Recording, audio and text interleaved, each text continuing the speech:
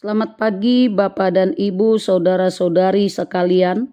Sebelum memulai aktivitas kita hari ini, marilah kita mendengarkan firman Tuhan dan terlebih dahulu kita berdoa.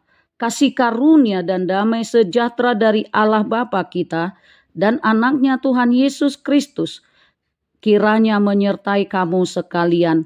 Amin. Bapak, Ibu, dan saudara-saudari, renungan kita hari ini Selasa 3 Juni 2025 diambil dari Mika 7 ayat 18. Demikian firman Tuhan.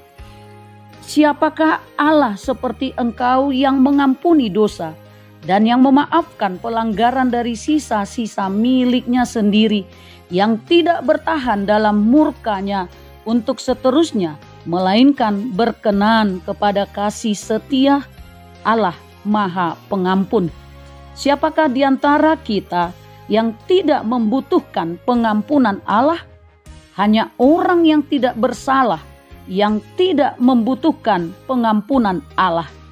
Tetapi Rasul Paulus katakan dalam Roma 3 ayat 23 bahwa ternyata semua orang telah berbuat dosa dan telah kehilangan kemuliaan Allah.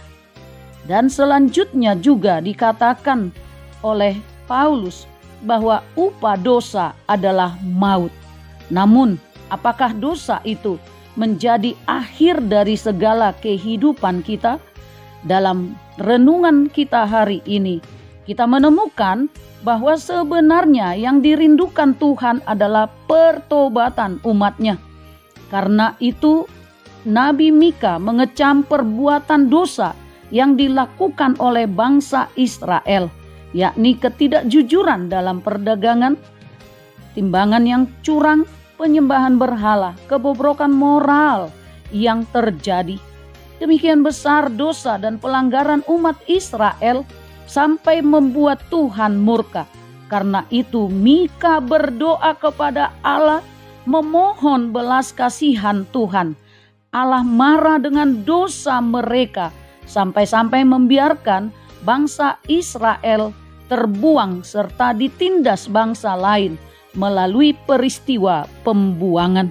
Namun Allah itu bukanlah hanya menghukum, tetapi juga mengampuni orang yang mau bertobat dan berbalik kepadanya.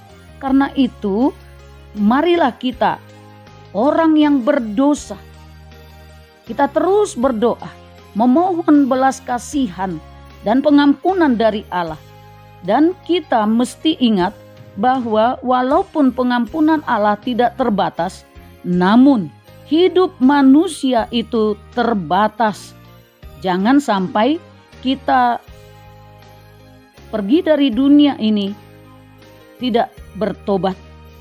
Walaupun demikian, pertobatan itu juga kita akan dimampukan untuk meneladani Yesus, dapat mengampuni setiap orang yang bersalah dan berdosa kepadanya. Memang tidaklah mudah, tetapi Roh Kudus akan memampukan kita untuk memberikan pengampunan kepada mereka yang melukai hati kita, bahkan yang memfitnah dan menghancurkan hidup kita. Sebagaimana doa yang diajarkan oleh Tuhan Yesus. Dan ampunilah kami akan kesalahan kami, seperti kami juga telah mengampuni orang yang bersalah kepada kami. Amin. Anugerah dari Tuhan kita Yesus Kristus, kasih Allah Bapa, persekutuan Roh Kudus, kiranya menyertai kamu sekalian. Amin.